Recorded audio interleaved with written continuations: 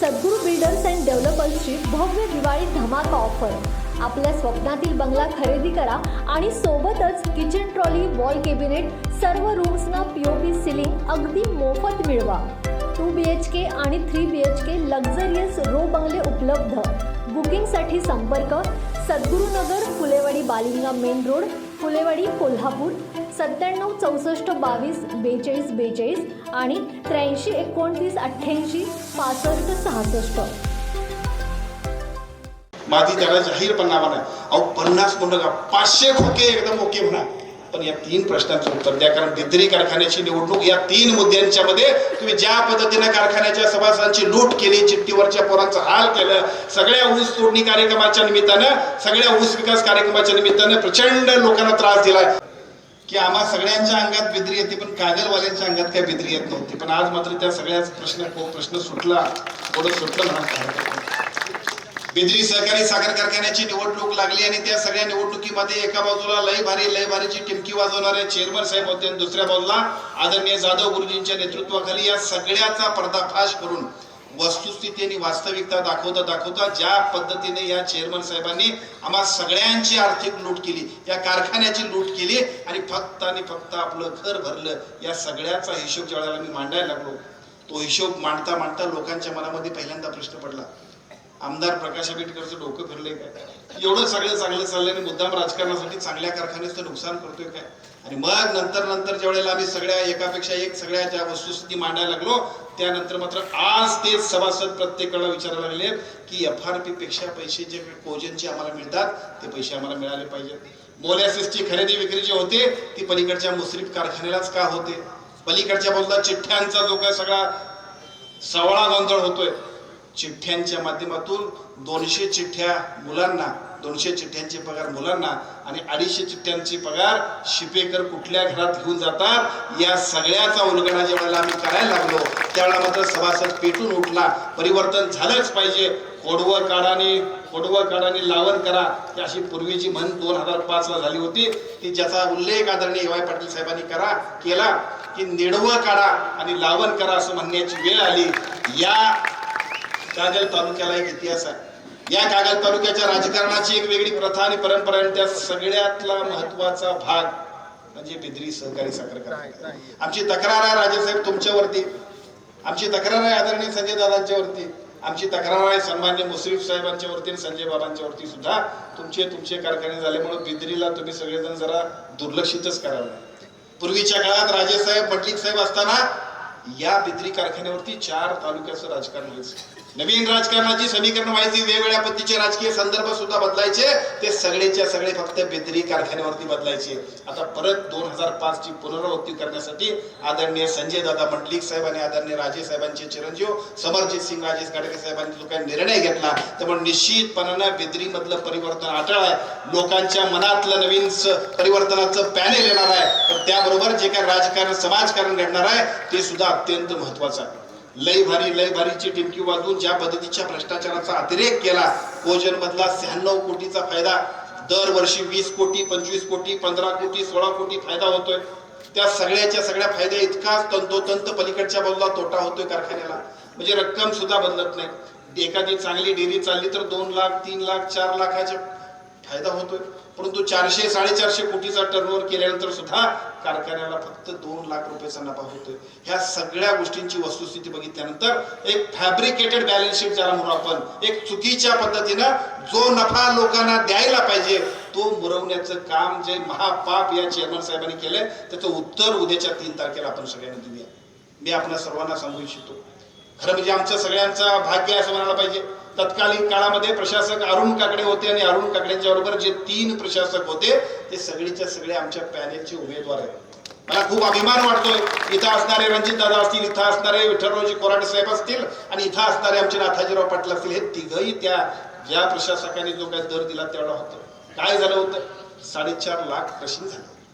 4.5 लाखाच्या क्रशिंगला त्यावेळेला तत्कालीन काळामधल्या प्रशासकीय मंडळानं एका बाजूला टना पाठीमागे FRP प्लस 305 रुपये दिले होते, दुसऱ्या बाजूला कामगारांचा पगार सोडून सुद्धा 5000 रुपये एक्स्ट्रा बोनस दिला होता.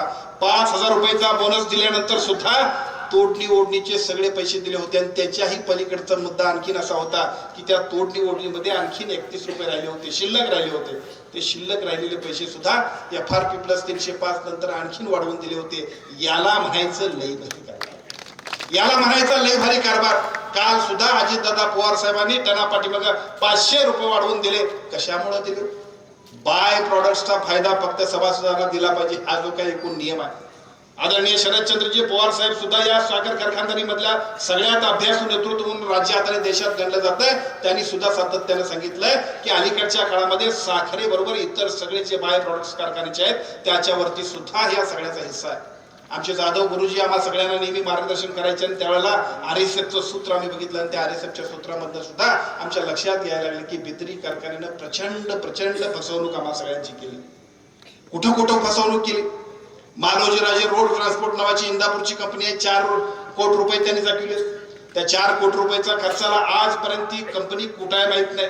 संचालकांच्या वरती फौजदारी गुन्हे दाखल करायला पाहिजेत, परंतु कालपर्यंत त्याच्यावरती कारवाई होत नव्हती. एक बोगस कंपनी काढून 4 कोटी रुपये लुटले. 4 कोटी नंतर आजपर्यंत किमान 8 कोटी रुपये त्याच्यावरती व्याज पडले, पण त्याच्यावरती काहीच काम झालं नाही. कालपर्यंत सुद्धा 2 ते 3 जाहिराती दिल्या गेल्या, आपण सगळ्यांनी बघितल्या असतील. एक जाहिरात आली मानधनधारक कुस्त्या, बिद्रीच्या प्रगती, बिद्रीचे एकूण सगळं प्रगती आणि KP पाटील भारी अशी जी काही जाहिरात होती, त्या जाहिरातीतला एक मुद्दा होता मानधनधारक कुस्त्या बिद्रीने चालू केल्या. आमच्या सगळ्या व्यासपीठावरचे बरेचसे लोक सुद्धा परागटे साहेब आपण गेलो असेल, बिद्री कारखान्याच्या दारात सगळ्या पैलवानांना उपोषणाला बसावं लागलं होतं. आम्ही सगळेजण सुद्धा गेलो. त्यांचा आग्रह होता की आम्ही MDला बोलावं. आम्ही म्हटलं की आम्ही MDला बोललो तर तो चालू करणार नाही. 9 वर्ष, 10 वर्ष, 11 वर्ष एका बाजूला सत्ता आल्यानंतर ज्या पद्धतीने मानधनधारक कुस्त्यांचा काम चालू करायला पाहिजे होता, एकूण सगळा कार्यक्रम सुरू करायला पाहिजे होता, काही केलं नाही.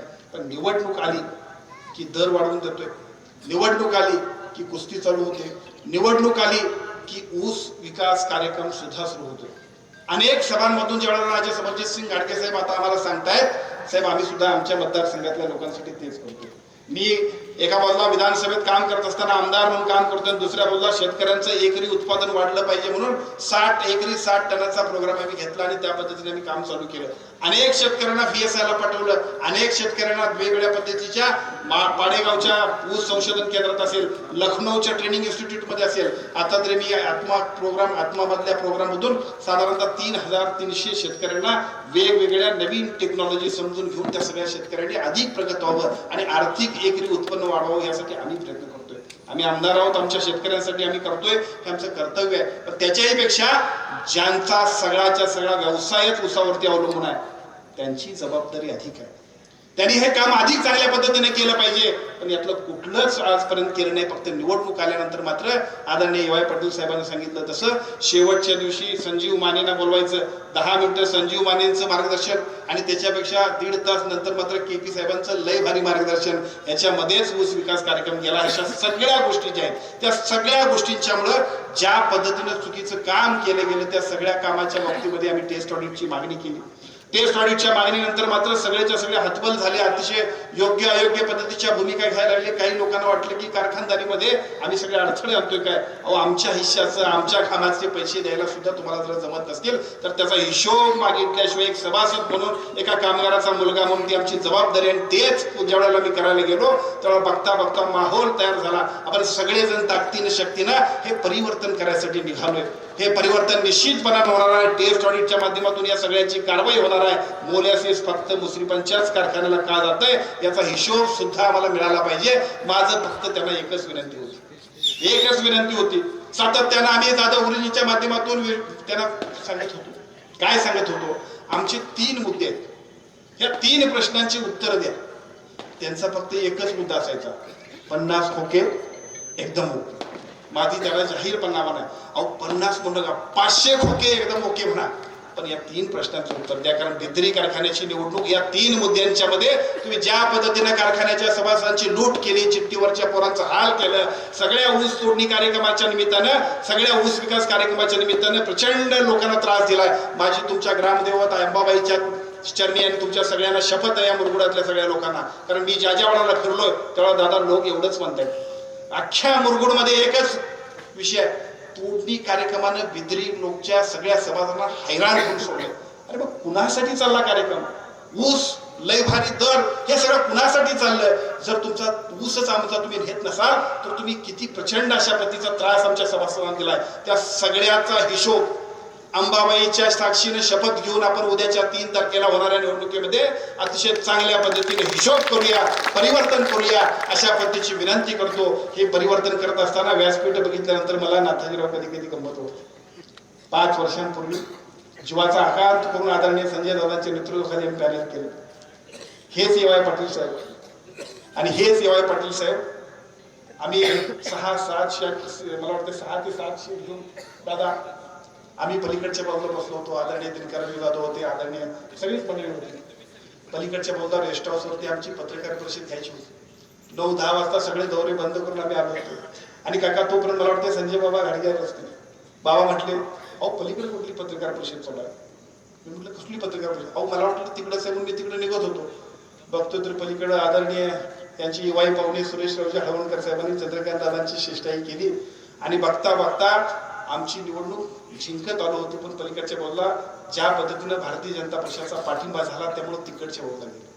आज व्यासपीठ बघा, आदरणीय चंद्रकांत दादांच्या नेतृत्वाखाली एका बाजूला मुन्ना महाडिक साहेब, दुसऱ्या बाजूला समरजित गाडगे साहेब, तिसऱ्या बाजूला आदरणीय अमल महाडिक साहेब आणि नाथाजीरावांच्या बरोबर असे अनेक लोक या भारतीय जनता पक्षाचे सगळेच्या सगळे व्यासपीठाबरोबर नाही प्रचंड मेहनत घेऊन काम करतायत. ए.वाय. पाटील साहेब तर आमच्याबरोबर नव्हतेच.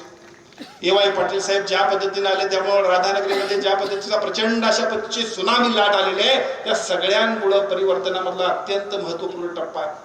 आम्ही सगळेजण आदरणीय संजय दादांच्या नेतृत्वाखाली लढलो त्यावेळेला 1000, 1500, 1200, 2000चा फरक होता. सुनील चौगुले साधारणतः 700 आणि नांदेकर साहेब 700च्या फरकावर होती. 2000च्या आसपास सगळं पॅनेल आमचं गेलं. आज व्यासपीठ बघितल्यानंतर निश्चितपणे 2000च्या प्लस 12,000 आम्ही पुढे आहोत आणि सभासदांचा विश्वास आमच्या बरोबर आहे. त्यामुळे निश्चितपणे हे निवडणुकीतलं परिवर्तन आपण सगळेजण करणार आहोत. ह्या सगळ्या परिवर्तनासाठी आदरणीय चंद्रकांत दादांसारखा अत्यंत जबाबदार माणूस सुद्धा प्रत्येक सभासदांपर्यंत, प्रत्येक छोट्या मोठ्या कार्यकर्त्याला सुद्धा विश्वासात घेऊन त्यांच्याबरोबर सांगतायत. छोट्या मोठ्या घरात आमच्यासारख्या आमदारला सुद्धा वाटतं ह्याच्यात कशाला जायचं, पण दादांचं तसं नाही.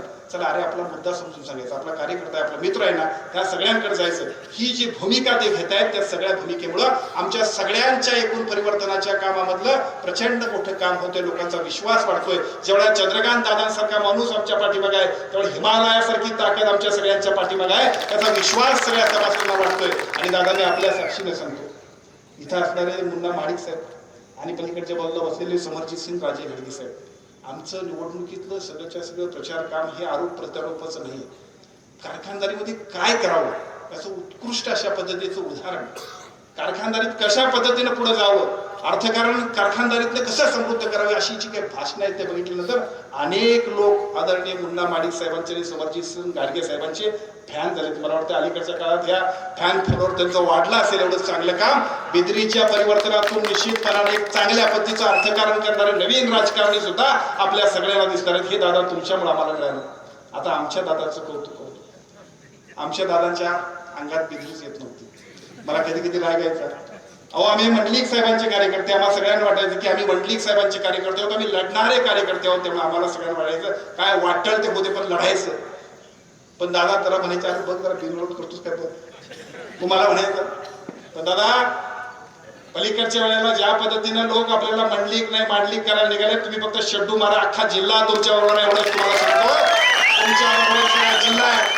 जिल्हा बँकेच्या निवडणुकीत तुम्ही चुनूक दाखवली. फक्त एक अदानीने अंबानीला ज्या पद्धतीने सल्ला दिला, बघता बघता टोपी कुणाला बसली अख्खी निवडणूक संपेपर्यंत कळालं नव्हतं. आता सुद्धा तीच परिस्थिती आहे. फक्त तुम्ही नेतृत्व करा, लोक तुमच्या बरोबर आहेत. आता या सगळ्या गोष्टींच्या माध्यमातून परिवर्तन अटळ आहे. आपण सगळ्यांनी ताकदीनं शक्तीनं प्रत्येक माणसापर्यंत पोहोचून एक अतिशय चांगल्या पद्धतीचं निर्धार करून उद्याची निवडणूक कप बशी आणि कप बशी 1 ते 25 कप बशी अशा पद्धतीचा निर्धार करून सगळ्या मुरगुडकरांच्या पासून जयशिंगरावजी भोसले साहेब, तुमचं राजकारण जमादारांचं कौतुक कुणाकुणाचं करावं, शब्द अपुरे पडतात. कारण आमच्या पॅनेलमध्ये उमेदवारच चौगले साहेब नाही. पण तरी सुद्धा या मुरगुडात मतं कमी पडणार नाहीत अशा पद्धतीचा विश्वास ज्यावेळी नामदेवरावजी मेटके साहेब आपण देत आहे त्यावेळेला माझ्यासारख्या कार्यकर्त्याला वाटते की ही मंडलिक साहेबांची सेवा आहे. त्यामुळे आपण सगळ्यांनी गावागावातल्या प्रत्येक माणसाला सभासदाला अत्यंत चांगल्या पद्धतीने पटवून देऊन ही निवडणूक यशस्वी करण्याचा निर्धार करूया आणि 3 तारखेला याच चौकात विजयाचा गुलाल उधळण्यासाठी आपण सगळेजण उपस्थित राहूया एवढी विनंती करतो आणि माझं मनोगत थांबवतो. जय हिंद, जय महाराष्ट्र.